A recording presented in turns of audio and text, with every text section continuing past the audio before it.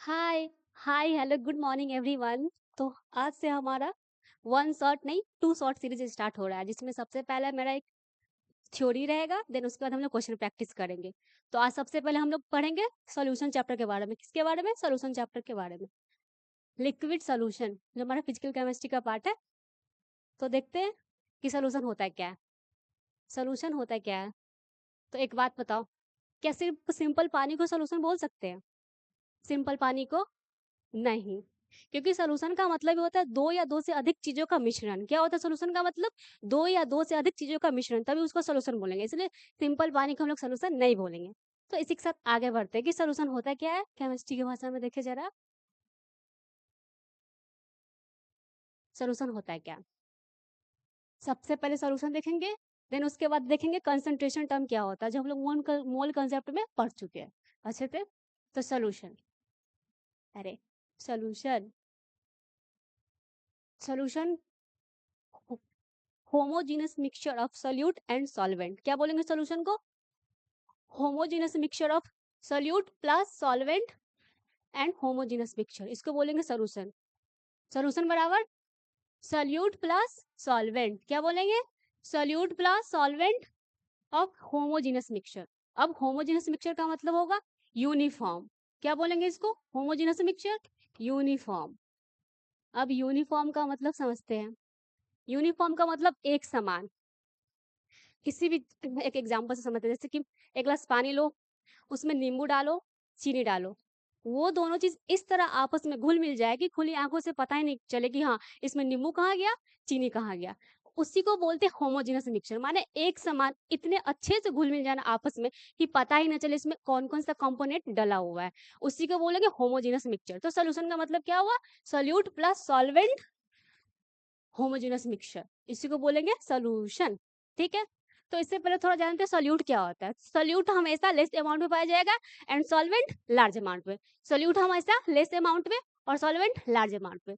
तो सोल्यूट को एक और तरीके से कह सकते हैं जो किसी चीज में डिजोल्व हो जाए, किसी चीज में डिजोल्व हो जाए उसको भी सोल्यूट कहेंगे, या लेस अमाउंट में पाया रहेगा उसको भी सोल्यूट बोलेंगे। और जिसके अंदर कुछ डिजोल्व हो जाए, जिसमें डिजोल्व हो जाए उसको बोलेंगे सॉल्वेंट, या लार्ज अमाउंट में पाया रहेगा तो उसको भी बोलेंगे सॉल्वेंट। तो क्लियर? होमोजेनस मिक्सचर सॉल्यूशन हमारा clear. Solute plus solvent of homogeneous mixture, इसको बोलेंगे सॉल्यूशन। दो या दो से अधिक चीजों का मिश्रण, उसी को बोलेंगे सॉल्यूशन। ठीक है, अब सॉल्यूशन का तो देख लिया, अब देखते हैं कंसंट्रेशन टर्म। कंसंट्रेशन टर्म को हम ऐसे बोल सकते हैं मात्रा। ये क्या बताता है हमको? मात्रा। कंसंट्रेशन टर्म हम लोग को मात्रा बताता है कि किसी सॉल्यूशन में सोल्यूट कितने अमाउंट में डिसॉल्व है, सोल्यूट कितने अमाउंट में डिसॉल्व है किसी सॉल्यूशन में, उसी के बारे में हम लोग पढ़ते हैं कंसंट्रेशन टर्म्स। मोल कंसेप्ट हम बहुत अच्छे से हम लोगों ने पढ़ा होगा, उम्मीद करते हैं। लेकिन जो इस चैप्टर में हमारे काम का है वो यहाँ है, टेंशन नहीं लेना। इस चैप्टर में जो हमारे काम का है वो यहाँ है। सबसे पहले जानेंगे मोलारिटी एंड नॉर्मालिटी। ठीक है, मोलारिटी मोलारिटी सबसे आसान, इसको बड़े एम से शो करते हैं। मोल्स ऑफ सोल्यूट पर लीटर ऑफ सॉल्यूशन। क्या बोलेंगे? मोल्स ऑफ सोल्यूट पर लीटर सॉल्यूशन।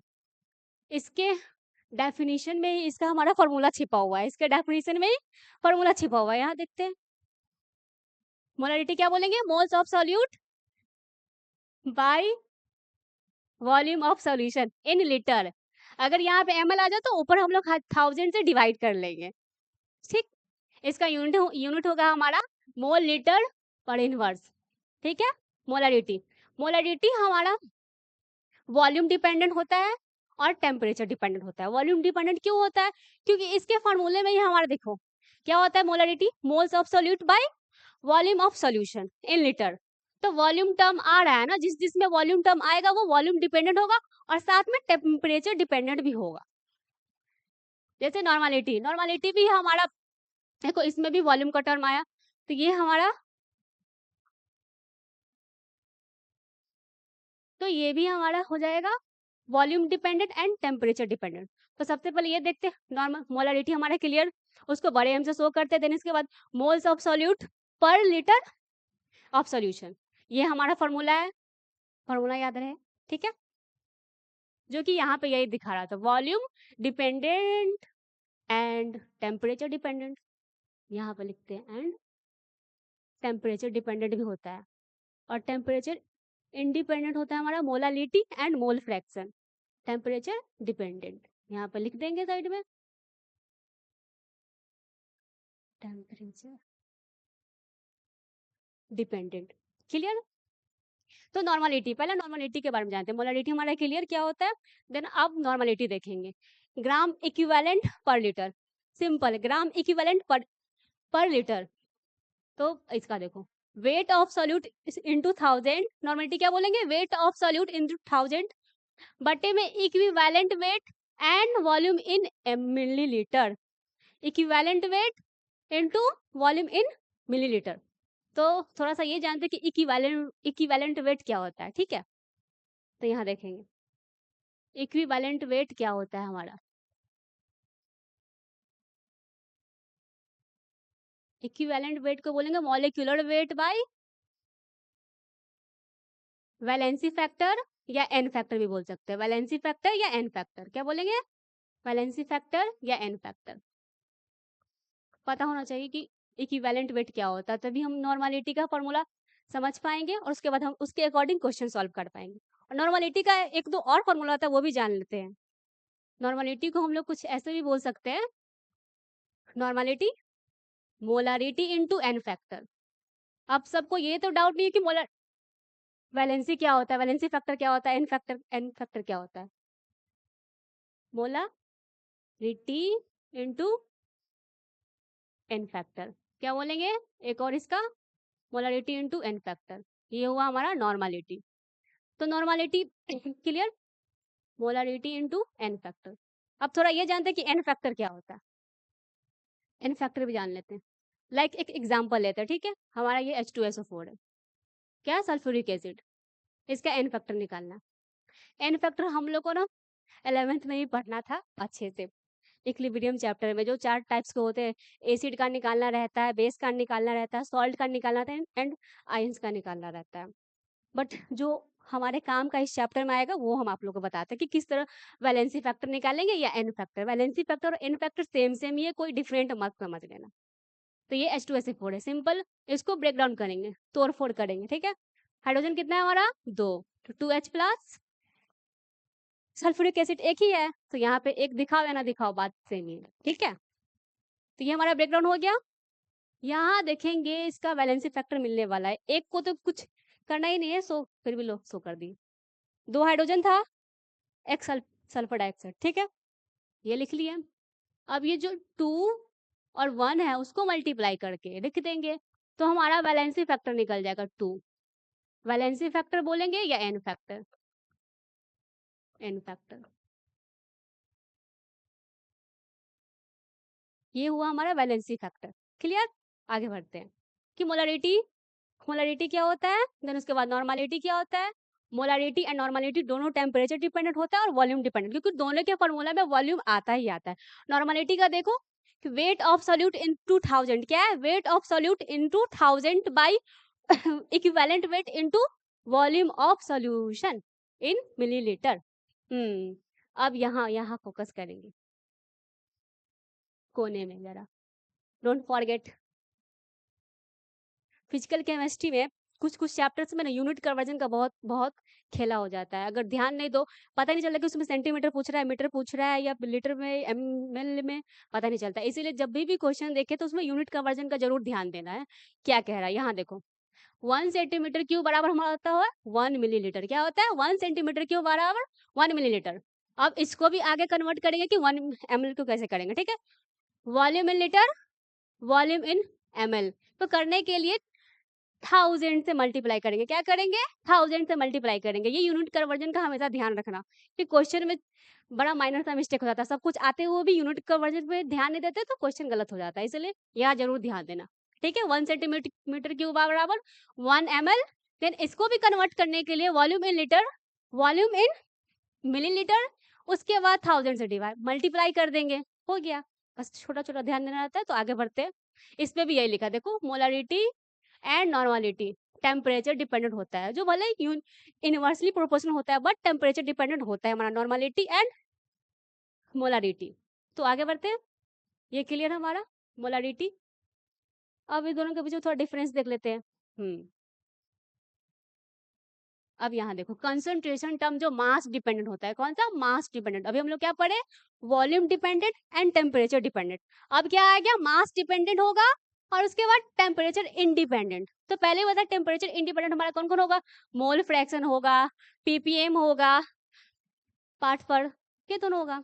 यहाँ देखो does not change with the temperature. जब टेम्परेचर से कोई मतलब ही नहीं है, कोई फर्क ही नहीं पड़ेगा, तो क्यों चेंज होगा टेम्परेचर होने या ना होने से? तो इसलिए मोल फ्रैक्शन या पार्ट पर मिलियन हमारा टेम्परेचर इंडिपेंडेंट ही रहता है। ठीक है, यहाँ देखो मोल फ्रैक्शन आ गया, देन पार्ट्स पर मिलियन आ गया, जो हमारा होगा temperature independent but mass dependent, क्योंकि इन दोनों के फॉर्मूला में भी हमारा वेट का कहीं ना कहीं इस्तेमाल रहता है, इसलिए मास डिपेंडेंट होगा और टेम्परेचर से कोई मतलब नहीं होगा, टेम्परेचर इंडिपेंडेंट होगा। Mole fraction and parts per million. हाँ, तो यहाँ मोल फ्रैक्शन का भी फॉर्मूला लिख रखा है, mole of A by total mole. क्या अगर इसी तरह हमारे हमसे मोल फ्रैक्शन पूछता है बी का, मोल फ्रैक्शन ऑफ बी कोई पूछ ले, तो क्या करेंगे? सबसे पहले लिखेंगे जिसका मोल निकाला वो ऊपर जाएगा और बाय टोटल मोल, बस हो गया, मोल फ्रैक्शन निकल जाएगा इसी तरह हमारा, जो कि टेम्परेचर इंडिपेंडेंट होता है और मास डिपेंडेंट होता है। इस तरह parts per million, mass of solute by mass of solution into 10 to the power 6, क्या है? 6। इस तरह पार्ट्स पर बिलियन था, तो हम लोग इतना ही जानते हैं। ठीक है, अब देखते हैं थोड़ा सा मोलारिटी वर्सेस मोलालिटी। ठीक है, मोलारिटी वर्सेस मोलालिटी। सुनने में एक ही जैसा लगता है बट दोनों बहुत अलग है, दोनों अलग है। अरे यहाँ देखो मोलारिटी को जैसे ये बता चुके कि हाँ बड़े एम से शो करेंगे, एंड मोलालिटी को छोटे एम से, मोलालिटी को बड़े एम से और मोलालिटी को छोटे एम से। फिर उसके बाद आएगा इसका फॉर्मूला क्या था? Moles per litre of solution. यहाँ क्या था? Moles per KG of solvent. यहाँ आ गया केजी। केजी किस चीज को दिखाता है? वेट को, weight of solvent. Mole of solute by weight of solvent, mole of solute by weight of solvent. KG क्या दिखा रहा है? वेट। ये हमारा moles, moles of solute by volume of solution in litre. और ये तो सबसे खास पॉइंट था कि हाँ ये टेम्परेचर पर डिपेंड करता है और वॉल्यूम डिपेंडेंट भी होता है हमारा मोलारिटी, और ये टेम्परेचर डिपेंडेंट नहीं होता है। यहाँ नो लिखा है, टेम्परेचर डिपेंडेंट नहीं होता है। ठीक है, आगे बढ़ते हैं। अब ये एक स्पेशल फॉर्मूला हमारा आया, जो कि किसी क्वेश्चन में मोलारिटी और मोलारिटी साथ में दे रखा और साथ में डेंसिटी का भी जिक्र हो, तो ये फॉर्मूला हम लोग लगाएंगे और क्वेश्चन को भगाएंगे। तो देखते हैं, ये फॉर्मूला देख लो, relation between molality and molarity, और साथ में डेंसिटी भी आ जाए, मोलारिटी एंड मोलालिटी।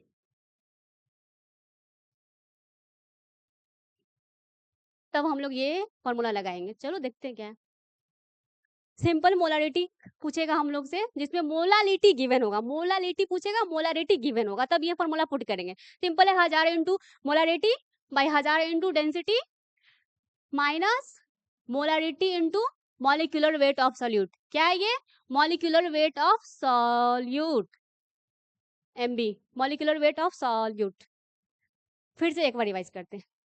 क्वेश्चन में अगर मोलालिटी पूछा हो, डेंसिटी गिवन हो या मोलारिटी गिवन हो, तो हम लोग ये फॉर्मूला पुट करेंगे, जिसका सिंपल सा हमारा फॉर्मूला दे रखा है, 1000 इंटू मोलारिटी करेंगे, देन उसके बाद 1000 into density minus molarity into molecular weight of solute लगा देंगे, बस फॉर्मूला याद ही करना पड़ेगा। आगे बढ़ते हैं, क्लियर? आगे बढ़ते हैं। अब स्टार्ट हो हमारा वेपर प्रेशर। चलो वेपर प्रेशर देखते क्या होता है। वेपर प्रेशर कुछ ज्यादा ही हो जाएंगे तो, vapour pressure and Rawls law. तो पहले हम लोग वेपर प्रेशर जानेंगे, उसके बाद रॉल्स लॉ पे जाएंगे। ठीक है, तो वेपर प्रेशर देखते हैं। नाम में ही वेपर छुपा और प्रेशर छिपा हुआ है, दोनों को अलग करो। वेपर प्लस प्रेशर, क्या बोलेंगे? Vapour plus pressure. तब इसका डेफिनेशन देखते हैं। Vapour pressure is the pressure exerted by vapors in the equilibrium with liquid pure liquid, with liquid pure liquid, यहाँ देखो, पहले यहाँ देखते हैं। तो वेपर प्रेशर क्या कहता है हमारा, vapour pressure is the pressure, pressure exerted by vapours, नाम में छुपा vapour pressure, pressure exerted by pressure, कब तक, जब तक इक्विलिब्रियम ना आ जाए, माने इक्विलिब्रियम ना आ जाए, इक्विलिब्रियम विद लिक्विड, लिक्विड के साथ जब तक वेपर का लिक्विड, देखो यहां समझते हैं, वेपर प्रेशर देन जब तक इक्विलिब्रियम ना आ जाए तब तक वेपर हमारा प्रेशर लगाता रहेगा, लगाता रहेगा, ठीक है, यही कह रहा है vapour pressure, vapour pressure is the pressure exerted by vapours in equilibrium with liquid, liquid तक बनने के लिए जो हमारा लिक्विड है ना, जब तक वेपर प्रेशर के बराबर ना आ जाए तब तक वो स्ट्रगल करते रहेगा, करते रहेगा, इसका बराबरी करने के लिए स्ट्रगल करता रहेगा, करता रहेगा, तभी हमारा वेपर प्रेशर प्रेशर लगाता रहेगा लिक्विड के इक्विलिब्रियम करने के लिए, तब हमारा हो जाएगा वेपर प्रेशर कंप्लीट। तो अब ये जानते हैं अगला टॉपिक क्या है हमारा, सिंपल है, pure liquid always has higher vapour pressure than its solution, जो हमारा प्योर लिक्विड होगा उसका हमेशा वेपर प्रेशर हायर होगा, जैसे कि ये प्योर लिक्विड ऐसे ऐसे, और दो चीज का मिक्सचर हो गया तो दोनों चीज का मिलावट हो गया तो वो तो प्योर रह नहीं गया, प्योर का मतलब होता है कि एक ही आएगा, या ए आएगा या बी आएगा, तो यहाँ हमारा ये कह रहा है कि जो हमारा प्योर लिक्विड होता है ना उसका हमेशा हायर होता है वेपर प्रेशर, क्या होता है प्योर लिक्विड का हमेशा हायर वेपर प्रेशर होता है देन इट्स सॉल्यूशन, सॉल्यूशन ज्यादा है, सॉल्यूशन में तो दो या दो का चीज का ज्यादा मिक्सअप होगा ना, इसलिए प्योर वाले का ज्यादा रहता है वेपर प्रेशर, क्या ज्यादा रहता है वेपर प्रेशर,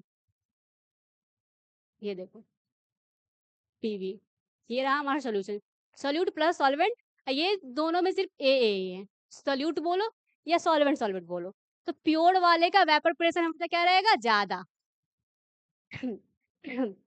तो vapour pressure clear, vapour pressure, vapour pressure, vapour pressure clear, आगे बढ़े, अब देखते हैं रॉल्स लॉ क्या होता है, अब देखेंगे रॉल्स लॉ, पहले ही बोले थे पहले वेपर प्रेशर क्लियर करेंगे देन उसके बाद रॉल्स लॉ, अब रॉल्स लॉ देखते हैं।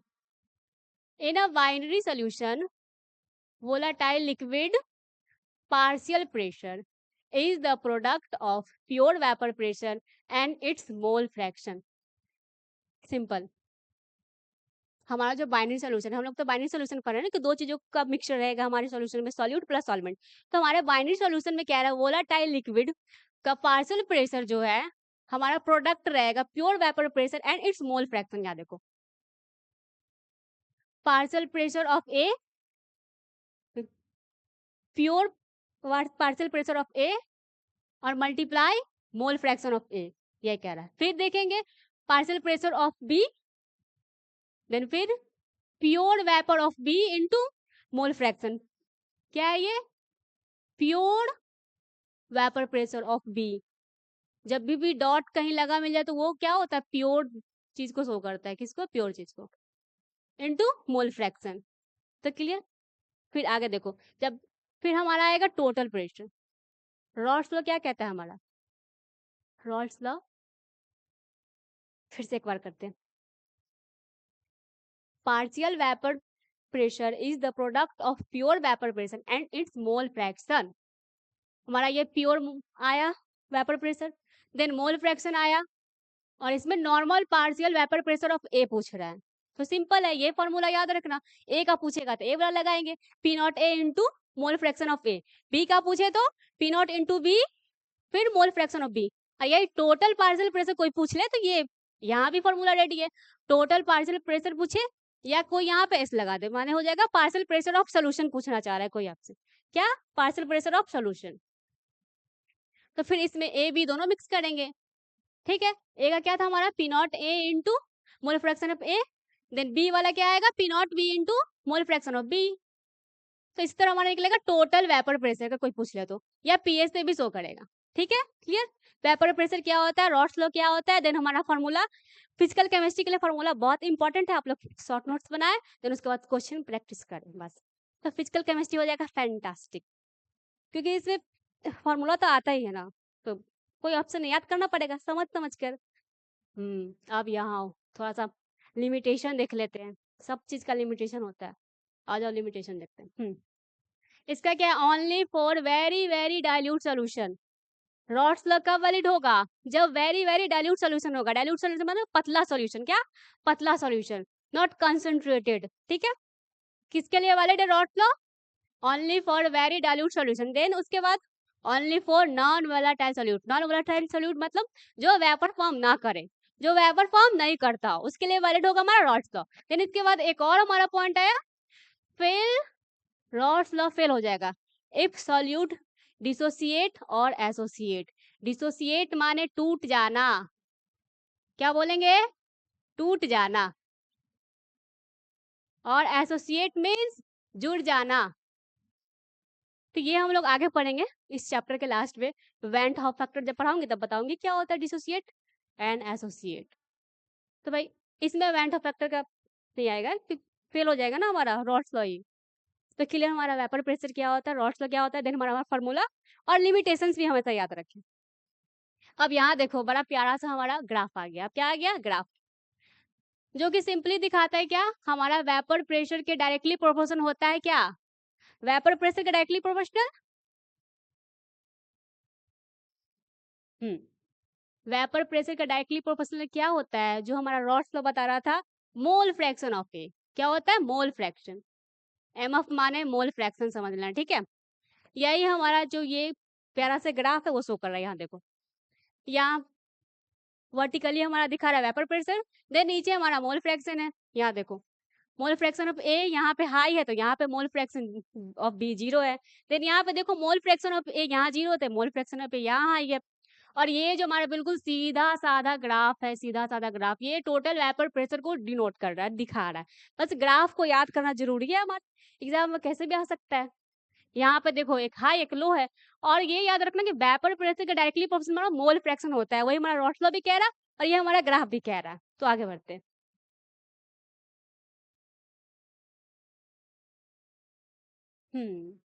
अब आ गया ideal versus non ideal solution. Ideal versus non ideal solution. अब इसको ऐसे समझते हैं, आइडियल, आइडियल माने समझते हो तुम लोग, आइडियल विन नॉन आइडियल, ऐसे समझते हैं। आइडियल माने संस्कारी बच्चा, संस्कारी लोग, और ये भी होते हैं लेकिन थोड़े से कम। आइडियल माने संस्कारी लोग, जो घर वालों की सारे बातें सुनते हो, बिल्कुल संस्कारी बच्चा, समय पढ़ता हो, इस समझ जाओ ना, संस्कारी, आइडियल, पूरा आइडियल, जो घर वालों का सारा बात सुनता हो, और नॉन आइडियल जो नहीं सुनता हो।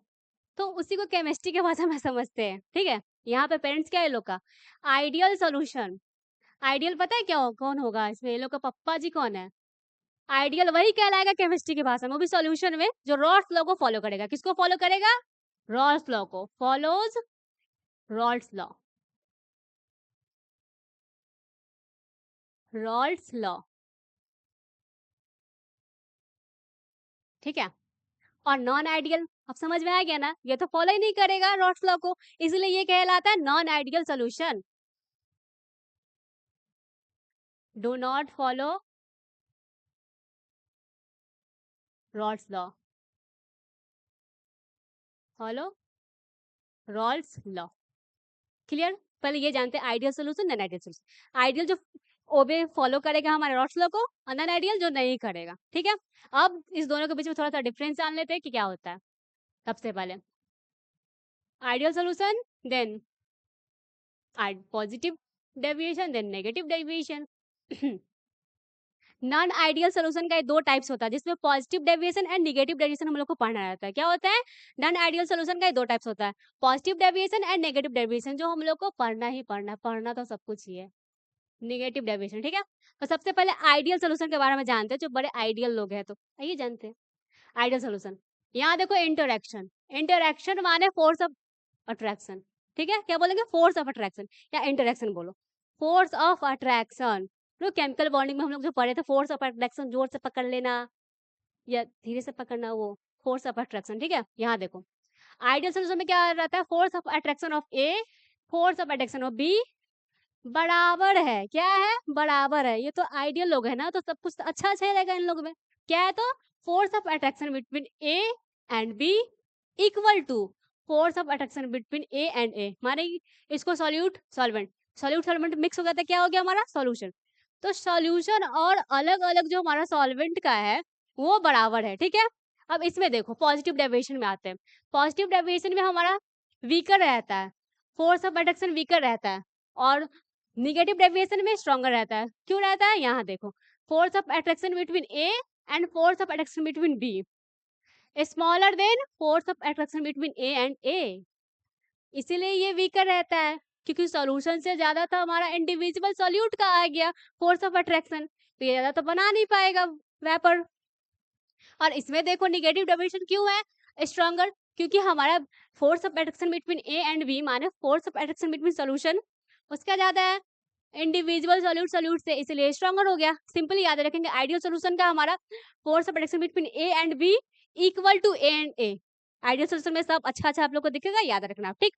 अब आते हैं पॉजिटिव डेविएशन में। पॉजिटिव डेविएशन में हमारा फोर्स ऑफ अट्रैक्शन या इंटरेक्शन वीकर होता है, और नेगेटिव में स्ट्रॉन्गर रहता है। उल्टा समझना, पॉजिटिव माने वीकर, देन निगेटिव दिखेगा तो हायर, थोड़ा उल्टा दिमाग लगाना इसमें। उसके बाद आप थर्मोडायनेमिक्स टर्म्स, तुम लोग तो पढ़े ही होगे थर्मोडायनेमिक्स टर्म क्या होता है, जिसमें एंट्रोपी पढ़ते हैं, इंथैल्पी पढ़ते हैं, वॉल्यूम चेंज पढ़ते हैं, तो इसमें भी जानते हैं कि इसका क्या रोल है। थर्मोडायनेमिक्स टर्म आया ना, तो पॉजिटिव डेविएशन में हमारा जो इंथैल्पी चेंज होगा वो हमारा 0 रहेगा, देन उसके बाद चेंज इन वॉल्यूम रहेगा वो भी 0 रहेगा। उसके बाद रॉल्स लॉ देखो, रॉल्स लॉ क्या था? Total vapour pressure of solution, क्या? Vapour pressure of A by vapour pressure of B, ठीक है। यहाँ देखो, यहाँ तो सॉल्यूशन ही बड़ा हो गया, partial pressure of A plus partial pressure of B. फिर यहाँ देखो सॉल्यूशन ही छोटा हो गया इंडिविजुअल से, ठीक है। Partial pressure of solution then partial pressure of A plus partial pressure of B, clear. अब यहाँ पॉजिटिव डेविएशन में ये भी था हमारा, पॉजिटिव रहेगा ये, 0 से बड़ा माने इंथैल्पी चेंज हमारा पॉजिटिव आएगा। फिर जो हमारा वॉल्यूम चेंज है वो भी पॉजिटिव आएगा, किसमें? पॉजिटिव डेविएशन में। पॉजिटिव में ये दोनों पॉजिटिव पॉजिटिव, फिर नेगेटिव डेविएशन में ये दोनों नेगेटिव नेगेटिव, ठीक है। एंथैल्पी चेंज 0 से छोटा माने नेगेटिव, फिर वॉल्यूम चेंज 0 से छोटा माने नेगेटिव, तो ये हमारा हो गया नेगेटिव। यहाँ देखो पॉजिटिव डेविएशन में जो इंटरेक्शन पूछेगा तो वो वीकर रहेगा, लेकिन एंथैल्पी चेंज या वॉल्यूम चेंज पूछे तो वो पॉजिटिव रहेगा, ठीक है। और यहाँ देखो फिर निगेटिव डेविएशन में हमारा जो फोर्स ऑफ अट्रैक्शन रहेगा वो हायर रहेगा, फिर उसके बाद को पूछे कि एंथैल्पी चेंज या वॉल्यूम चेंज, वो निगेटिव है तो ये भी निगेटिव ही रहेगा। निगेटिव में निगेटिव नेगेटिव, देन पॉजिटिव में पॉजिटिव पॉजिटिव, थोड़ा सा ट्रिक लगाकर याद कर सकते हैं, ठीक है। अब इसमें भी हमारा सुंदर सा ग्राफ दे रखा है, सुंदर सा देखो, ये तो सिंपल सा हमारा सीधा साधा आइडियल सोल्यूशन का था, देखो बिल्कुल सीधा जाएगा ये, वेपर प्रेशर वर्सेस आइडियल, तो ये तो ठीक ही है एकदम। अब यहाँ देखो पॉजिटिव डेविएशन आते हैं तो यहाँ ध्यान देना, vapour pressure by positive deviation, तो इसका जो ये जो कर्व जाएगा ना वो ऊपर से जाएगा, क्यों जाएगा? क्योंकि ये पॉजिटिव डेविएशन है, ये हमारा पॉजिटिव डेविएशन है, तो ये ग्राफ याद जरूर रखना। अब देखो नेगेटिव में, नेगेटिव में आते हैं vapour pressure by mole fraction, तो ये जो है ना, ये जो हमारा मेन लाइन है वेपर प्रेशर वाला, उसके नीचे से जाएगा ये लाइन, क्योंकि ये हमारा है नेगेटिव डेविएशन, ठीक है। क्या है ये? Negative deviation. फिर आप इसके एग्जांपल पे आते हैं। आइडियल वाला देखो एग्जांपल, हेक्सेन प्लस हेप्टेन, क्या है? हेक्सेन प्लस हेप्टेन हमारा किसका? आइडियल सॉल्यूशन का एग्जांपल आ गया। देन इसके बाद पॉजिटिव डेविएशन का देखेंगे, ethanol plus water, acetone plus ethyl alcohol, ethanol plus water, then acetone plus ethyl alcohol. अब आते हैं नेगेटिव डेविएशन के एग्जांपल पे, एसीटोन प्लस एनिलीन, क्या है?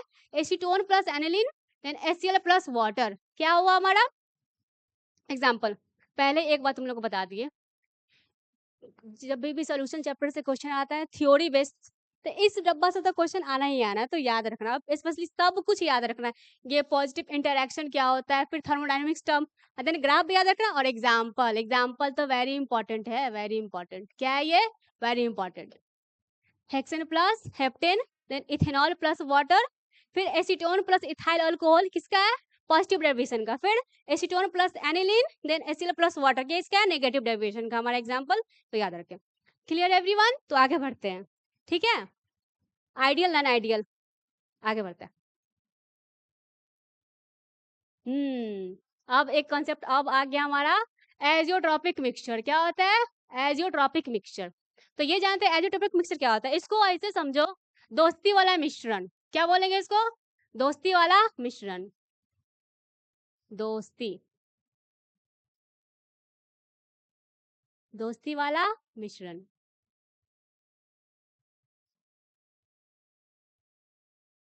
मिश्रण। हाँ। तो एजियोट्रॉपिक को क्या बोलना चाह रहे हैं हम? दोस्ती वाला मिश्रण।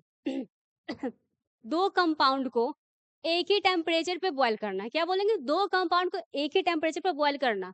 जैसे दोस्त लोग होते हैं एक ही साथ सारा हरकत करने वाला, उसी तरह एजियोट्रॉपिक मिक्सचर केमिस्ट्री की भाषा में क्या बोलेंगे? एजियोट्रॉपिक मिक्सचर माने एक ही टेम्परेचर पे दो कंपाउंड को कांस्टेंट बॉइलिंग करना। अगर सपोज एग्जांपल देते हैं, पर्सनल मत लेना, ठीक है? एग्जांपल है कि राम और श्याम को हम लोग बॉईल करने के लिए डाल दिया, ठीक है? राम श्याम को बॉईल करने के डाल दिए। अब वो एक ही टेम्परेचर पे बॉईल हो रहा है। बॉइलिंग होने के बाद क्या हम लोग बता पाएंगे कि उसमें राम कहाँ गया, श्याम कहाँ गया? नहीं डिस्टिंग्विश कर पाएंगे कि हाँ राम कौन सा है, श्याम कौन सा है। तो ये हमारा एजियोट्रॉपिक मिक्सचर कहता है कि एक ही टेम्परेचर पे दो कंपाउंड बॉयल हो सकता है, तो उसको हम लोग डिस्टिंग्विश भी नहीं कर पाएंगे कि कहाँ गया दोनों कंपोनेंट। ठीक है, तो आगे देखते हैं। अब डेफिनेशन देख लो। Liquid boiling at a constant temperature, बिल्कुल कांस्टेंट टेम्परेचर पे ही, मतलब सेम टेम्परेचर पे दो कंपाउंड बॉयल होगा, कांस्टेंट टेम्परेचर। डिस्टिंग अनचेंज्ड, क्या? Distilling unchanged in composition. क्या है? कंपोजिशन। क्या हो गया? कंपोजिशन। ठीक है, जो कि फॉर्म हो गया क्या? Non ideal solution. ये हाँ, अजियोट्रोपिक मिक्सचर हमारा नॉन आइडियल सोल्यूशन के लिए है, आइडियल वालों के लिए नहीं है। ये किसके लिए है? किसके लिए? नॉन आइडियल के लिए है, आइडियल वालों के लिए होगा ही नहीं। वो तो अलग अलग टेम्परेचर पर रहता है ना अपना वाल। ये तो नॉन आइडियल है, थोड़े से बदतमीज लोग। Non ideal solution. तो फिर से एक बार रिकॉल करते हैं कि एजियोट्रोपिक मिक्सचर हमारा कहना क्या चाह रहा है। Liquid boiling at a constant temperature, distilling unchanged. पता ही नहीं कर पाएंगे उसमें कि दोनों कंपोनेंट कहाँ गया है। और boiling at a constant temperature, क्या याद रखेंगे? Constant temperature. और जो ये किसके लिए है हमारा वैलिड? Non ideal solution. किसके लिए? Non ideal solution. तो एजियोट्रोपिक मिक्सचर हमारा क्लियर हुआ क्या होता है। फिर इसके बाद आप देखते हैं एजियोट्रोपिक में हमारा दो टाइप का होगा, जो मिनिमम मिनिमम बॉइलिंग के होगा एक, और एक होगा मैक्सिमम बॉइलिंग। मिनिमम, उसके बाद minimum, then maximum, minimum maximum. अब देखते हैं ये क्या होता है।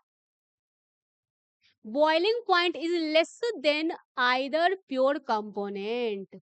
इसका बॉइलिंग पॉइंट कम होगा हमारे प्योर कंपोनेंट से। क्या होगा? बॉइलिंग पॉइंट कम होगा प्योर वाले से, तब ये होगा हमारा मिनिमम। Minimum boiling azeotrope. क्या होगा? Minimum boiling azeotrope. आगे बढ़ते हैं। यहाँ देखो, formed by solutions showing positive deviation. ये जो हमारा मिनिमम बॉइलिंग एजियोट्रॉप है, मिनिमम बॉइलिंग एजियोट्रॉप है, वो किसको शो करेगा? पॉजिटिव डेविएशन के लिए। तो थोड़ा याद रखना, मिनिमम पॉजिटिव डेविएशन। कैसे याद रखेंगे? मिनिमम पॉजिटिव डेविएशन, जो कि जिसका बॉइलिंग पॉइंट क्या रहता है? लेस रहता है प्योर कंपोनेंट से। क्या रहता है? लेस रहता है। तब आगे देखते हैं, यहाँ एग्जाम्पल रहने देते हैं पहले, अभी देखते हैं मैक्सिमम बॉइलिंग एजियोट्रॉप क्या होता है। तो इसका तो ज्यादा होगा, उसमें क्या था? मिनिमम में बॉइलिंग पॉइंट प्योर कंपोनेंट से कम था। इसमें क्या होगा? बॉइलिंग पॉइंट हमारा ज्यादा होगा, किससे? प्योर कंपोनेंट से। Boiling point is more than either pure component, pure component से ज्यादा होगा, तो इसी को बोलेंगे मैक्सिमम बॉइलिंग एजियोट्रॉप। ठीक है, ये हमारा किसके लिए होगा?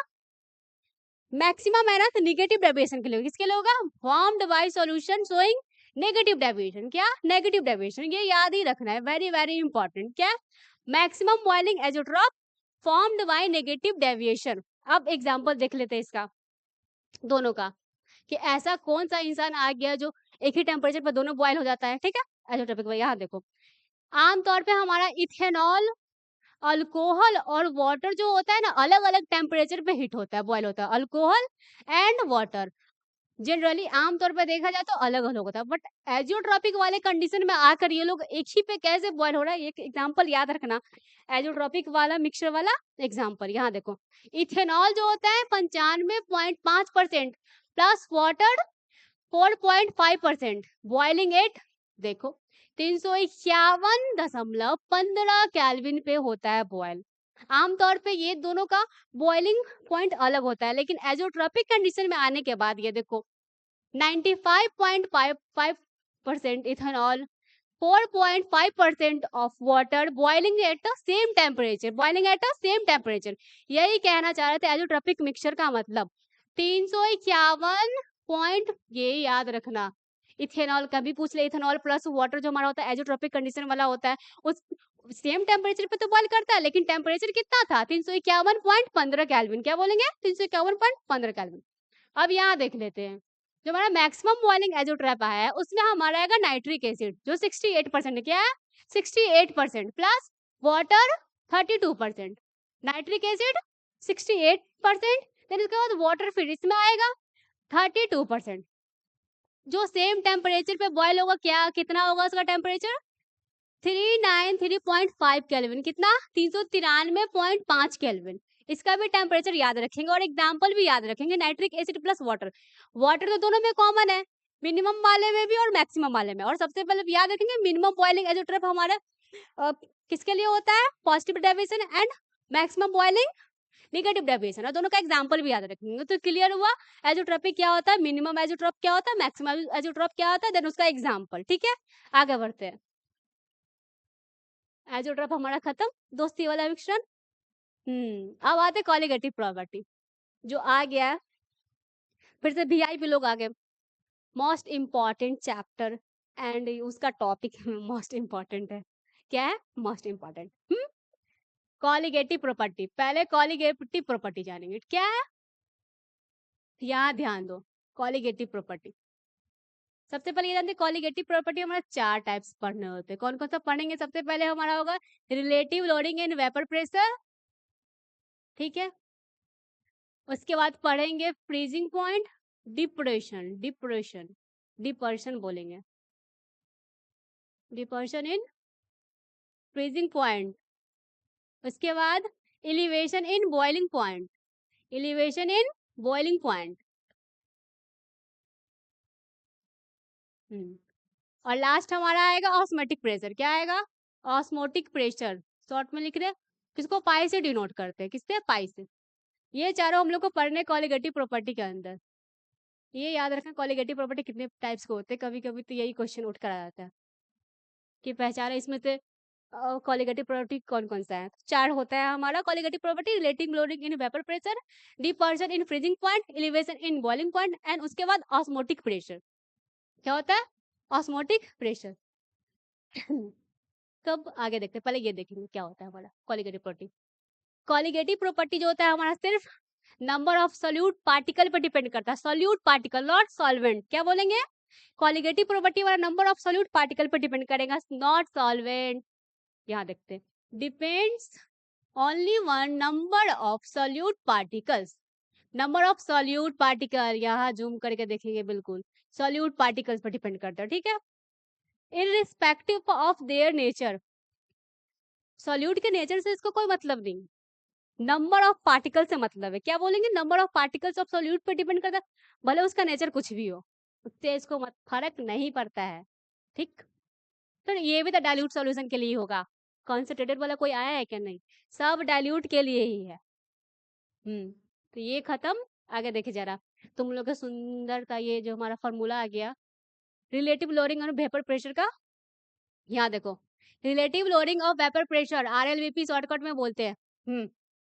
सिंपल है,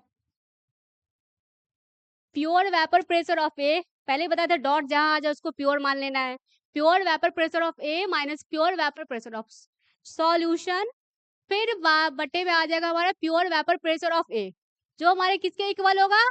मोल फ्रैक्शन ऑफ बी, माने सॉल्यूट के होगा, सॉल्यूट के मोल फ्रैक्शन के बराबर होगा हमारा RLVP। और मोल फ्रैक्शन का तो तुम लोग को बताए थे, जिसका निकालना हो उसका ऊपर, देन टोटल मोल, जिसका निकालना हो उसका ऊपर लिखेंगे मोल फ्रैक्शन में, और देन नीचे टोटल मोल लिख देंगे, तो हमारा मोल फ्रैक्शन हो गया। तो ये relative loading of vapour pressure का हमारा हो गया फॉर्मूला तैयार, जिसको याद कर लेना है। Relative loading of vapour pressure, यहाँ देख लो डेरिवेशन कैसे कैसे कैसे कैसे हो गया, यहाँ देखो derivation trick for every dilute solution, dilute solution के लिए ही होगा। मैं टोटल मोल से जो ज्यादा होगा तभी तो डाइल्यूट सोल्यूशन हो जाएगा, टोटल मोल ज्यादा हो डाइल्यूट सोल्यूशन, ठीक। उसके बाद यही फॉर्मूला लिखा हुआ है, यह हमारा इसी फॉर्म में लिखा होगा, ठीक। ये दूसरे तरीके में pure vapour pressure of A, फिर minus vapour pressure of solution, then फिर pure vapour pressure of A, तो इक्वल टू होगा मोल बाई मोल, ठीक है, टोटल मोल्स या जिसका निकाल लो। देन उसके बाद एक आता है यहाँ पर twist, weight into molecular weight, फिर मास इनटू वेट, ये यहाँ पे याद रखना है, ठीक है। ये किस लिए यूज होगा, जब हम लोग से कोई पूछ ले मॉलिक्यूलर वेट ऑफ सोल्यूट, किसी क्वेश्चन में मॉलिक्यूलर वेट ऑफ सोल्यूट पूछ ले तो ये फॉर्मूला को याद रखना। ये तो हमारा बेसिक है जो याद हो रहा ही होना चाहिए, relative lowering of vapour pressure, ठीक है, क्लियर। आगे बढ़ते हैं। Relative lowering of vapour pressure, colligative property क्या होता है, number of solute particle of mole fraction पर डिपेंड करेगा, इररिस्पेक्टिव ऑफ देयर नेचर, किसका नेचर, सोल्यूट का नेचर। तो आगे बढ़ते हैं इसी के साथ। आ गया ना, पहला हमारा कंप्लीट हो गया कॉलिगेटिव प्रॉपर्टी का टाइप्स आरएलवीपी। देन अब हम लोग पढ़ने वाले boiling point of elevation. Elevation, पहले एलिवेशन का मतलब जान लेते हैं हम लोग, क्या होता है। एलिवेशन का मतलब होता है इंक्रीजमेंट, क्या होता है, इंक्रीजमेंट, याद रखेंगे, इंक्रीजमेंट हो जाता है। देन यहाँ भी हमारा डिप्रेशन है, डिपर्शन बोलेंगे, तुम लोग वाला डिप्रेशन नहीं, क्या है यार, डिपर्शन इन फ्रीजिंग पॉइंट, क्या है, डिपर्शन, इसको पढ़कर डिप्रेशन नहीं होगा, डिप्रेशन इन फ्रीजिंग पॉइंट, तो ये हमारा डिपर्शन है। तो यहाँ पे डिपर्शन का मतलब है इंक्रीजमेंट होगा, फ्रीजिंग पॉइंट में इंक्रीजमेंट, यहाँ पे लिख लो डिपर्शन का मतलब इंक्रीज लिख लो, इंक्रीज। तो सबसे पहले बारी बारी से पढ़ लेते इसके बारे में एलिवेशन, देन उसके बाद हम लोग फ्रीजिंग पॉइंट पढ़ लेंगे, ठीक। तो यहाँ लिखते हैं, ये पहले यहाँ एलिवेशन इन बॉइलिंग पॉइंट, जिसको हम लोग डेल्टा टीबी से शो करते हैं, जिसको चेंज इन बॉइलिंग पॉइंट भी बोल सकते हैं, क्या बोल सकते हैं, चेंज इन बॉइलिंग पॉइंट या एलिवेशन इन बॉइलिंग पॉइंट, इसको ऐसा शो करेंगे, इसका शकल याद रखना। अब क्या होता है, solute lowers vapour pressure, so more heat is needed to boil. Simple, जब एक कोई सॉल्यूशन हो, जो सिंपल हमारा पानी है, 100 डिग्री सेल्सियस पे आराम से वो बॉयल होता है, ठीक है। लेकिन उसी के साथ कोई नॉन वोलाटाइल सोल्यूट डाल दे, जैसे कि चीनी या नमक, क्या डालेंगे, चीनी या नमक डाल दो जो नॉन वोलाटाइल सोल्यूट होता है, ठीक। इसको इसके साथ मिक्स कर देंगे तो उसका तो टेम्परेचर कम हो जाएगा ना, और जब टेम्परेचर ही कम हो जाएगा तो हीट हमको ज्यादा चाहिए होगा। ये यहाँ पर जो सोल्यूट बताया जा रहा है, जो नॉन वोलाटाइल सोल्यूट होता है, उसको मिक्स कर देंगे तो उसका स्पीड स्लो हो जाएगा। स्पीड स्लो होगा माने हम लोग को ज्यादा जरूरत पड़ेगा, बहुत ज्यादा हीट का जरूरत पड़ेगा, और बहुत ज्यादा हीट का जरूरत पड़ेगा माने बॉइलिंग पॉइंट इंक्रीज करना ही पड़ेगा। इसीलिए एलिवेशन इन बॉइलिंग पॉइंट पढ़ते हैं हम लोग। अब उस सबसे इम्पोर्टेंट है हमारा इसका क्या, फॉर्मूला, बहुत बहुत सुंदर प्यारा सा फॉर्मूला, छोटा सा फॉर्मूला जो क्वेश्चन आता ही है, ये रहा हमारा फॉर्मूला, डेल्टा टीबी जो रहेगा के बी इंटू मोलालिटी, ये स्मॉल एम है, इसको मोलालिटी मत समझ लेना, ये हमारा है मोलालिटी, क्या है, molality. Elevation in boiling point क्या होता है, केबी इंटू मोलालिटी, केबी हमारा होता है एलिवेशन कांस्टेंट, क्या देखो सुंदर सा लिखा हुआ है, मोलाल एलिवेशन कांस्टेंट, केबी क्या है, मोलाल एलिवेशन कांस्टेंट, क्लियर। फिर इसका एक दूसरा फॉर्मूला भी है, गलती से क्वेश्चन आ जाए याद रखना, क्या है, डेल्टा टीबी मतलब change in elevation boiling point, ठीक। 1000 KV into weight of B, फिर मॉलिक्यूलर वेट ऑफ बी, फिर वेट ऑफ ए, क्या बोलेंगे, 1000 KV into molecular weight of B, फिर मॉलिक्यूलर वेट ऑफ बी, फिर वेट ऑफ ए। ये हमारा सेकंड फॉर्मूला हो गया एलिवेशन इन बॉइलिंग पॉइंट का, ठीक।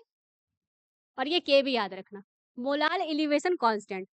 फिर इसका एक और एडवांस वर्जन आ गया फॉर्मूला, उसको भी याद कर ही सकते हैं, इसमें क्या है, यहाँ देखो के भी जब पूछे इसमें इसमें स्पेशल रहेगा क्या, एलिवेशन कांस्टेंट हम लोग से कोई पूछते तब ये फॉर्मूला याद रखेंगे,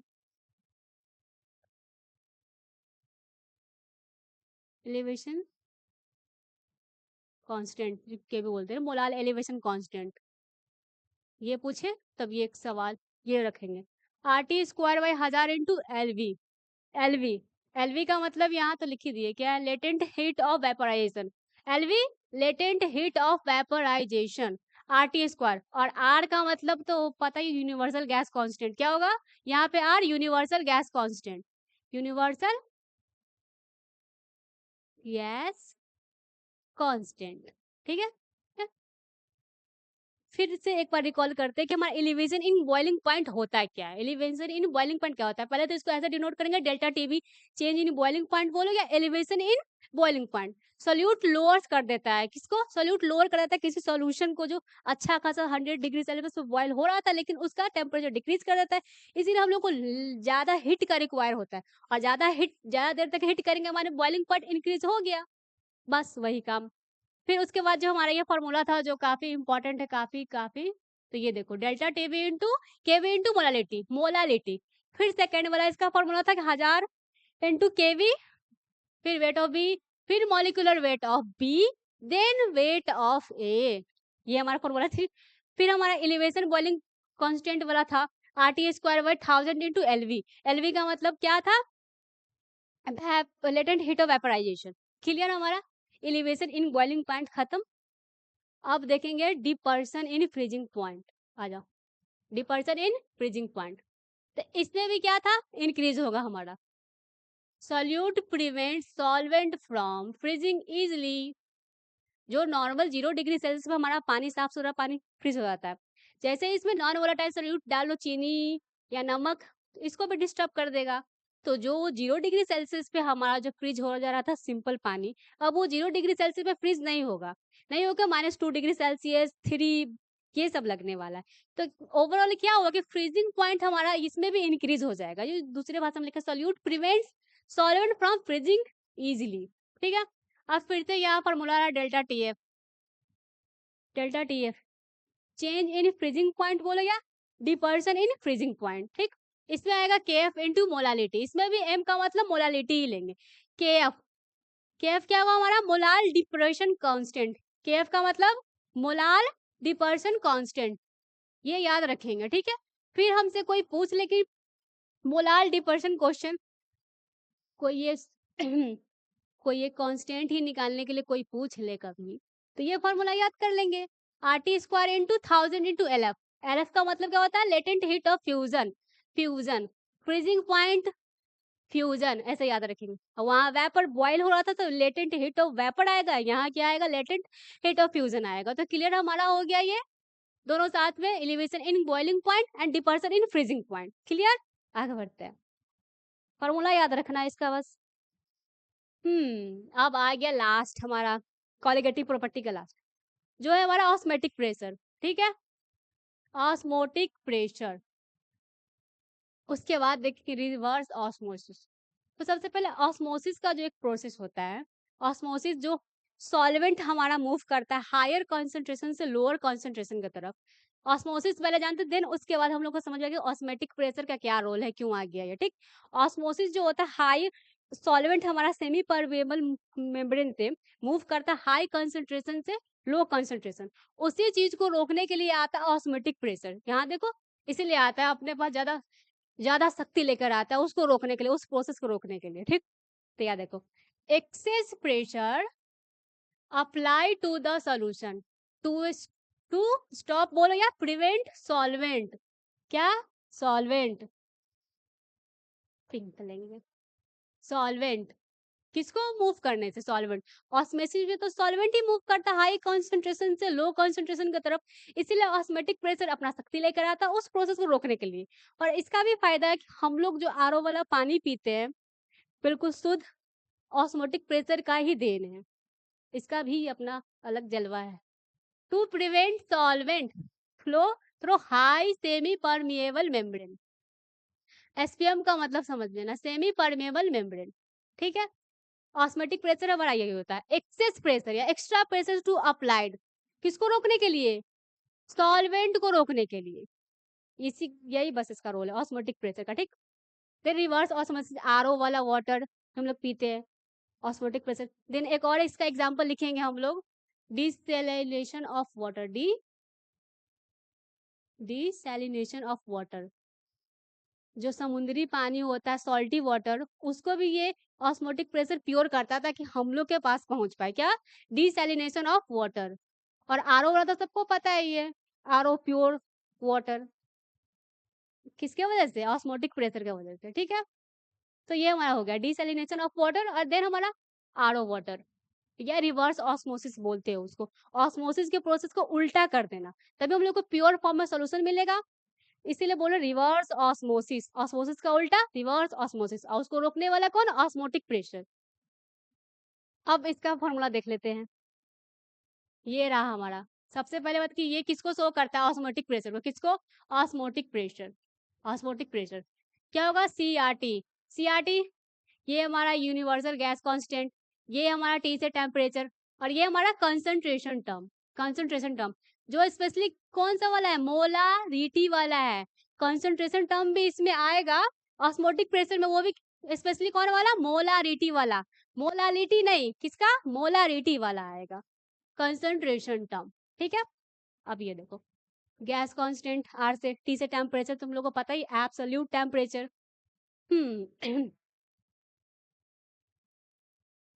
अब एक और इसका अल्टरनेट वर्जन आ गया। अगर इसमें हाइट इन्वॉल्व कर दे कोई, सेमी परमेबल है ना, ये देखो moment of solvent, solvent solvent, higher concentration lower concentration solution, तब हम लोग को प्योर सॉल्वेंट मिलता है, तभी हम लोग शुद्ध शुद्ध पानी पीते हैं। तो प्योर सॉल्वेंट ये स्ट्रक्चर बना हुआ है, ये देखो बीच में हमारा सेमी परमेबल मेम्ब्रेन में लग रखा है। ये तो डिस्टिंग्विश करेगा किसको आना है किसको नहीं आना है। ठीक, हु तो ये हमारा फॉर्मूला रहा। कहाँ गया ये? बहुत बहुत इंपॉर्टेंट वाला बढ़िया फॉर्मूला है। ठीक है, इजी भी है। क्या होगा ऑस्मोटिक प्रेशर का फॉर्मूला? सीआरटी। आर माने यूनिवर्सल गैस कांस्टेंट, टी माने एब्सोल्यूट टेम्परेचर, देन सी का पंगा रहता है। सी का मतलब याद रखना कंसंट्रेशन टर्म, और कंसंट्रेशन टर्म में भी कौन सा? मोलारिटी वाला आएगा। क्या आएगा? मोल पर लीटर। और एक और इसका अल्टरनेट वर्जन फॉर्मूला देख लो, जिसमें अगर कभी कोई हाइट पूछ ले, इसमें हाइट पूछ ले तो क्या लगा देंगे? सी की जगह बस एच लगाएंगे, फिर उसके बाद डी लगाएंगे, जी लगाएंगे, H D G, H D G. ठीक है, डेंसिटी गैस के सब। अब आ गए हम लोग क्या? Reverse osmosis. देखो रिवर्स ऑस्मोसिस क्या होता है? प्रेशर अप्लाइड ज्यादा होगा हमारा ऑस्मेटिक प्रेशर से, तो फ्लो रिवर्स हो जाएगा, फिर सोल्यूशन हमारा प्योर सॉल्वेंट मिल जाएगा, जो तो हम बता ही चुके हैं। रिवर्स ऑस्मोसिस, प्रेशर अप्लाइड ज्यादा रहेगा हमारा ऑस्मोटिक प्रेशर से, अप्लाइड प्रेशर ज्यादा रहेगा ऑस्मोटिक प्रेशर से, तभी होगा हमारा फ्लो रिवर्स स्टार्ट होगा। रिवर्स ऑस्मोसिस, रिवर्स ऑस्मोसिस उसी के बाद प्रोसेस स्टार्ट होगा हमारा प्योर सॉल्वेंट मिलने का। तो ये तो हम बता ही चुके हैं, प्रेशर अप्लाइड ज्यादा होगा किससे? ऑस्मोटिक प्रेशर से, तो फ्लो रिवर्स हो जाएगा। ठीक है, उसके बाद सोल्यूशन हमारा प्योर मिल जाएगा। तो ये हमारा खत्म हुआ कंसंट्रेशन, सॉरी कंसंट्रेशन नहीं, क्वालिटेटिव प्रॉपर्टी खत्म हुआ। आगे बढ़ते हैं हम। आगे अब क्या? हाँ, इसका आगे देख लेते हैं, isotonic solution and cell behaviour. तो अब केमिस्ट्री में तुम लोग बायो पढ़ोगे, थोड़ा सा तो पढ़ना पड़ेगा। Isotonic solution and cell behaviour. Cell behaviour, cell chapter तो सब थोड़ा बहुत जानता ही होगा, जो नॉन बायो वाला उसको भी पता रहता है सेल क्या होता है, इसीलिए सेल तो पता है ना। चलो, तो आइसोटोनिक का मतलब जानते हैं पहले हम लोग, तो वो जान लिया आइसोटोनिक। सेम ऑस्मोटिक प्रेशर, पाई 1 बराबर पाई 2, ये क्या था हमारा ऑस्मोटिक प्रेशर, तो क्या सेम ऑस्मोटिक प्रेशर जिसमें होगा उसको बोल देंगे आइसोटोनिक सोल्यूशन है। सेम मोलर कंसंट्रेशन, कंसंट्रेशन भी जब पाई ही सेम रहेगा, हमारा ऑस्मोटिक प्रेशर ही सेम रहेगा, तो उसके अंदर का जो फॉर्मूला में आया था concentration, universal gas constant and temperature, वो सभी सेम रहेगा, सिंपल। तो ये हमारा एग्जांपल, एक एग्जांपल भी देख लो, याद रखना 0.85% NaCl is isotonic with the blood. ये इंपॉर्टेंट एग्जांपल है भाई, ये एग्जांपल याद जरूर रखना आइसोटोनिक वाला। किसका? ऑस्मो ऑस्मोटिक प्रेशर का ही 3 टाइप हम लोग देख रहे हैं, आइसोटोनिक, आइसोटिनिक हो गया, आइसोटोनिक। ठीक है, 0.85% ऑफ NaCl, कितना? 0.85% ऑफ NaCl आइसोटोनिक विद किसके साथ? ब्लड के साथ। किसके साथ? ब्लड के साथ। अब अगला देखते हैं hypotonic. Hypo, hypo and then hyper, hyper. Hypo से ही पता चला कि लोअर होगा, क्या होगा? Lower osmotic pressure, simple. Hypo माने lower osmotic pressure, then hyper, hyper से पता चला कि हाइपर ज्यादा हो गया है। क्या बोलेंगे, हायर ऑस्मोटिक प्रेशर। हाइपर माने उसमें ऑस्मोटिक प्रेशर हायर होगा। क्लियर हो गया हमारा ऑस्मोटिक प्रेशर का जो 3 टाइप्स पढ़ा था, आइसोटोनिक, ऑस्मोटिक प्रेशर सेम रहेगा, देन हमारा था हाइपोटोनिक, लो रहेगा, then hyper high osmotic pressure. अब देखो एक एग्जांपल देखिए, सेल का कोई स्ट्रक्चर बना हुआ जिसमें हम लोग को, यहाँ देखो सेल का स्ट्रक्चर बना, प्लेस्ड इन हाइपोटोनिक सॉल्यूशन, तो वाटर रसेस इन, हाइपोटोनिक वाटर रसेस इन, वाटर हाइपोटोनिक, वाटर अंदर के साइड ले जाएगा। तो जब भी कुछ जैसे गुब्बारा में पानी भरोगे तो वो तो फूलेगा ही ना, फूलेगा, ब्रस्ट भी हो सकता है। तो यही हमारा ये कह रहा है, हाइपोटोनिक सोल्यूशन, वाटर रसेस इन, लाइक गुब्बारा, ये देखो स्वेल्स, फूल जाएगा एंड ब्रस्ट भी हो सकता है। तो ये हमारा हीमोलाइसिस जो बायोलॉजी में हम लोग को पढ़ाया था चैप्टर में, हीमोलाइसिस। और यहाँ देखो हाइपोटोनिक में थोड़ा सोल्यूशन वाटर रसेस आउट, पानी बाहर की तरफ फेंकेंगे। अब गुब्बारा में का पानी अगर बाहर बाहर फेंक ही दिए, वो तो श्रिंक हो जाएगा ना, सिंपल है। तो क्या हाइपोटोनिक जब भी आएगा तो यहाँ देखना वाटर रसेस आउट, वाटर रसेस आउट, गुब्बारा वाला एग्जांपल याद रखना, पता चल जाएगा, ठीक। तो सेल्स तो हमारा श्रिंक हो जाएगा, तो इसको बोलते हैं प्लाज्मोलाइसिस। तो ये चैप्टर जो हम लोग को बायो में पढ़ना था, ट्रांसपोर्ट इन प्लांट, वो तो है ही नहीं, बट फिर भी ये प्लाज्मोलाइसिस का कंसेप्ट है, देन ये हिमोलाइसिस। तो फिर भी ये याद रखना, क्या पता केमिस्ट्री में पूछ ले, हिमोलाइसिस वाला क्या था, हाइपोटोनिक सॉल्यूशन था, क्या बोलेंगे, हाइपोटोनिक। देन प्लाज्मोलाइसिस किसका था, हाइपोटोनिक वाला। तो उम्मीद है ये क्लियर भी हो गया होगा हम लोग का। ऑस्मोटिक प्रेशर भी खत्म, हाइपोटोनिक एग्जाम्पल भी खत्म, सब खत्म, अभी नहीं हुआ है। आगे देखते हैं, आइसोटोनिक, ये सब क्लियर, आगे बढ़ते हैं। हम्म हाँ, अब ये थोड़ा सा निंजा टेक्निक, ट्रिक आ गया, ट्रिक किसके लिए, कॉलिगेटिव प्रॉपर्टी के लिए। इलेक्ट्रोलाइट्स, इलेक्ट्रोलाइट्स जो अपने आयंस में टूट जाए, नॉन इलेक्ट्रोलाइट जो नहीं टूटे, तो यहाँ पे ये कह रहा है ना, देखो because the electrolytes give more than one particles, electrolytes तो one, more than one particles देगा ही, जो अपने आयंस में टूट रहा है, तो इलेक्ट्रोलाइट्स से तो ज्यादा ही होगा। तो ये यहाँ यही कहना चाह रहे हैं कवि हमसे, their colligative property effect always greater than non electrolyte. यहाँ सिंपल सा बात एक याद रखना है, जो हमारा इलेक्ट्रोलाइट है वो नॉन इलेक्ट्रोलाइट से मतलब ज्यादा रहेगा, क्या रहेगा, ज्यादा रहेगा। Electrolyte always greater than non electrolyte, क्या रहेगा, नॉन इलेक्ट्रोलाइट से ज्यादा रहेगा।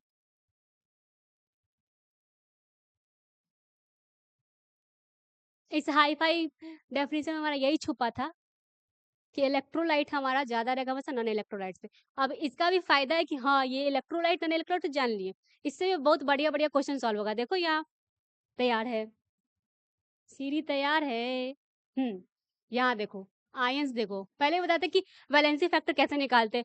जैसे ही कोई कंपाउंड मिले उसको तोड़ फोड़ कर कर लिखो, देन पता चलेगा कि इसमें कितना आयंस है। यहाँ देखो 2 + 3, जो नीचे वर्ड नंबर दे रखा है ना उसको ऐड कर दो, तो हमारा ये 5 आयंस है। तो जैसे इलेक्ट्रोलाइट जितना ज्यादा होगा तो हमारा ना उससे हाईएस्ट बॉइलिंग पॉइंट भी ज्यादा होगा। आयंस डायरेक्टली प्रोपोर्शनल टू, देखो यहाँ लिखते हैं, ions directly proportional to boiling point.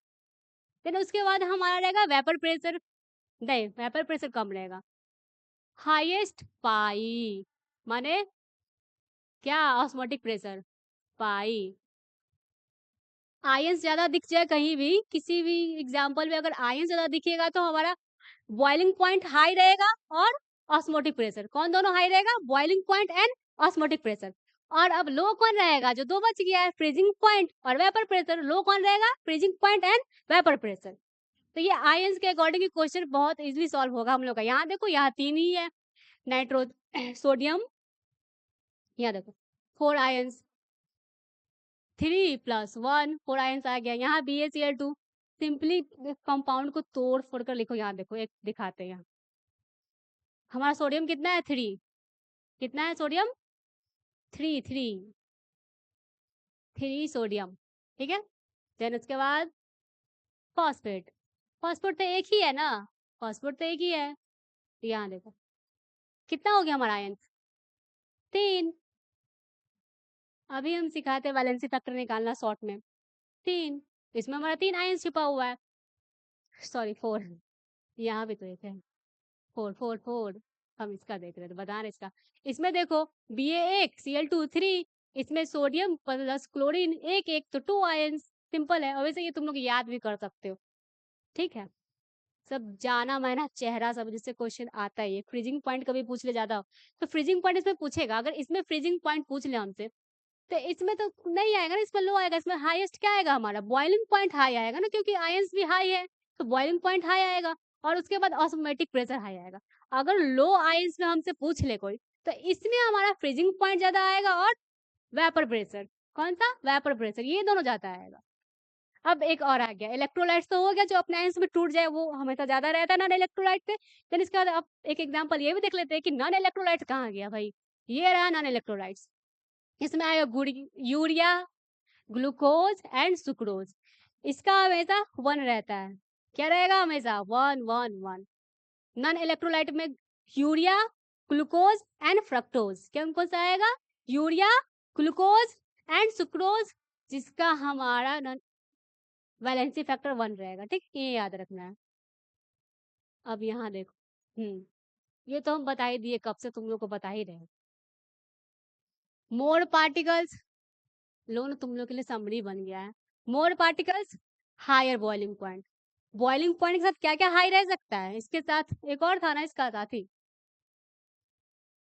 Osmotic pressure भी हाई रहेगा। ठीक है, more particles, lower freezing point and vapour pressure, simple. ज्यादा रहेगा तो ये ज्यादा रहेगा, और मोर पार्टिकल्स आ भी गया तो लो फ्रीजिंग पॉइंट हमारा लो ही रहेगा, ज्यादा नहीं हो सकता है, और लो वेपर प्रेशर भी कम रहेगा। तो ये क्लियर, आगे बढ़ते हैं। ठीक है, अब आ गया हमारा वैन हॉफ फैक्टर। क्या आ गया, वैन हॉफ फैक्टर, जिसको आई से डिनोट करते हैं, जिसको कहते हैं आई से, वैन ऑफ फैक्टर।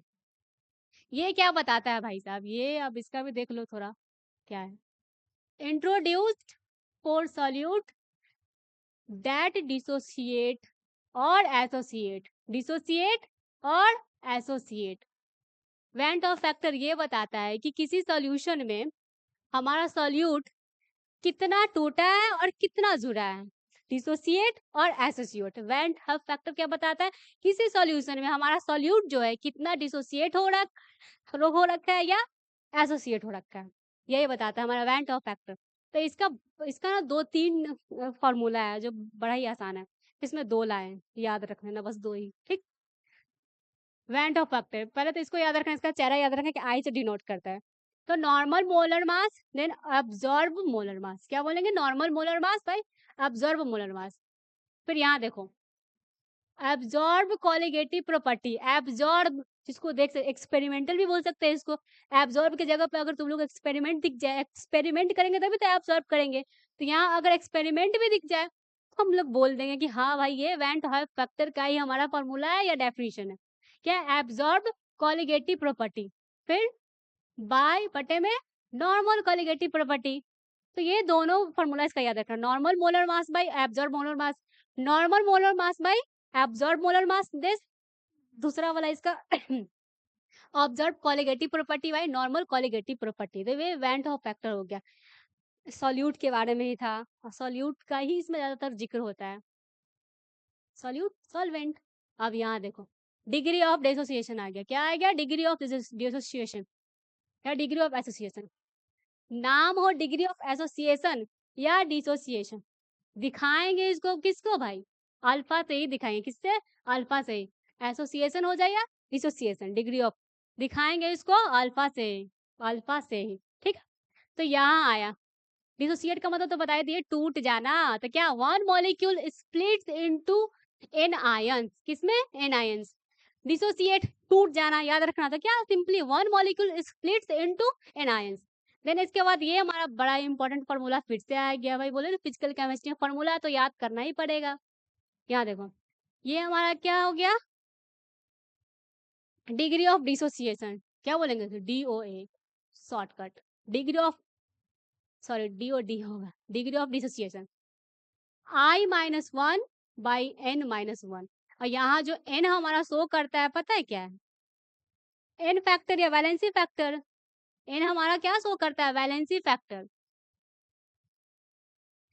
तो वैलेंसी फैक्टर यहाँ नहीं शो करता, यहाँ ब्रेक डाउन ऑफ आयंस जो वो अल्टीमेटली दिखाता तो वैलेंसी फैक्टर ही है, बट हम लिख देते कुछ और। तुम लोग क्या दिखाता है? आयंस, ब्रेक डाउन वाला आयंस एन। ठीक, तो फिर से एक बार देखते हैं।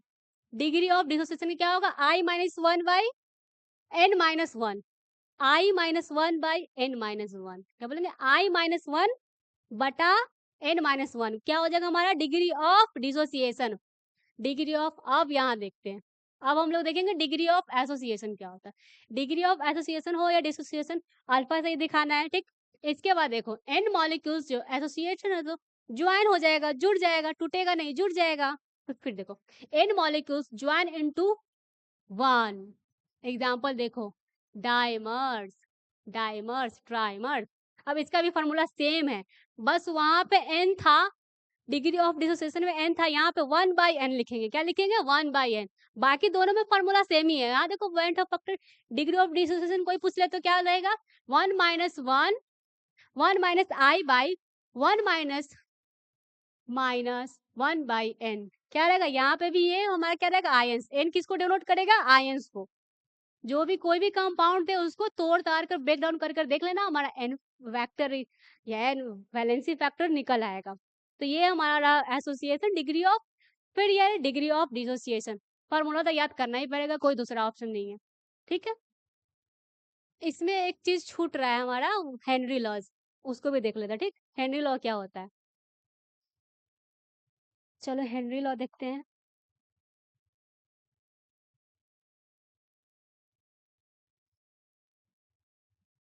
हेनरीज लॉ, ये भी काफी इंपॉर्टेंट है, ये तो चैप्टर ही इंपॉर्टेंट, चैप्टर ही क्या, केमिस्ट्री ही इंपॉर्टेंट है, हेनरीज लॉ। चलो इसके बारे में जानते हैं थोड़ा सा। हेनरी लॉ क्या होता है? पहले तो इसको बोलेंगे लिक्विड इन गैस सॉल्यूशन, ये थोड़ा अलग टाइप का क्या है, बोलेंगे इसको लिक्विड इन गैस सॉल्यूशन। इसके फॉर्मूला में गैस का जिक्र होगा ही होगा। सॉरी सॉरी, हाँ, liquid in gas solution, liquid in gas solution, gas solution, ये हमारा हुआ हेनरीज लॉ। ये दोनों बनेगा। ठीक, अब इसका फॉर्मूला देखते हैं। जो पार्शियल प्रेशर ऑफ गैस हमारा किसके बराबर रहेगा? हेनरीज कांस्टेंट, KH माने Henrys constant into mole fraction of D. Simple, mole fraction तो आएगा ही, हर में आ जाता है मोल फ्रैक्शन घूम फिर के, इसमें भी आ गया। क्या रहेगा इसमें? प्रेशर याद रखना है, प्रेशर याद रखना है।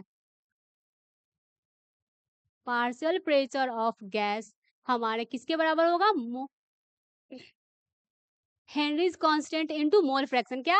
Partial pressure of gas is equal to mole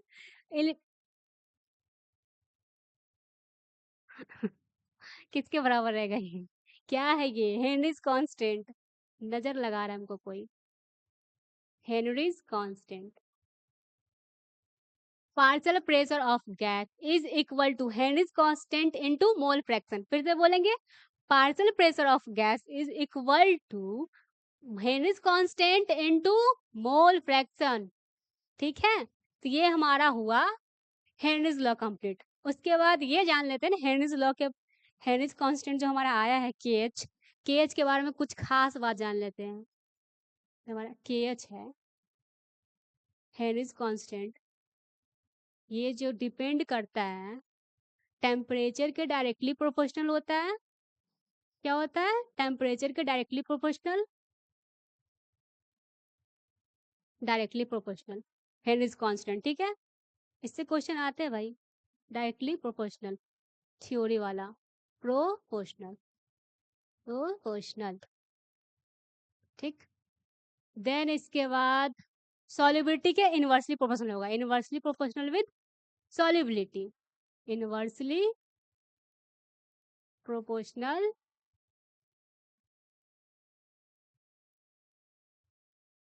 with solubility. Henrys constant किस पर डिपेंड करता है? टेम्परेचर और सॉल्युबिलिटी दोनों पे, लेकिन अलग अलग तरीके से। टेम्परेचर के डायरेक्टली प्रोपोर्शनल होता है और सॉल्युबिलिटी के इनवर्सली प्रोपोर्शनल। टेम्परेचर के डायरेक्टली प्रोपोर्शनल एंड सॉल्युबिलिटी के इनवर्सली प्रोपोर्शनल। बस इतना ही कहानी था, इसका फॉर्मूला याद रखना और ये जो लिखवाए हेनरीज कांस्टेंट के बारे में किस पे डिपेंड करता है और कैसे डिपेंड करता है वो भी याद रखना। तो बस बस हमारा चैप्टर ये खत्म हो गया। और अगर कुछ लगे भी कि मिसिंग हो गया, कोई कॉन्सेप्ट छूट गया, तो वो हम लोग अगले क्लास में जो क्वेश्चन प्रैक्टिस करेंगे उस क्वेश्चन के थ्रू हमारा कॉन्सेप्ट भी क्लियर हो जाएगा। तो रेडी रहना, ये वन सेट याद कर कर देख कर उसके बाद हम लोग अगले टर्म पे क्वेश्चन प्रैक्टिस करेंगे। आज के लिए इतना ही, धन्यवाद।